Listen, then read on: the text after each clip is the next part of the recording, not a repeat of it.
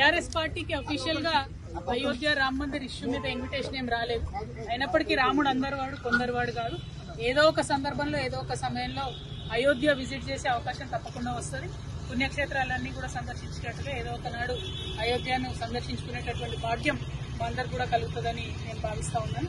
But రేపు జరిగేటటువంటి event లో అఫీషియల్ ఇన్విటేషన్ లేదు కాబట్టి వెళ్ళలేకపోతా ఉన్నాం. బట్ రాములవారి టెంపుల్ కాబట్టి ఏదో ఒక సందర్భంలో తప్పకుండా వెళ్తాం.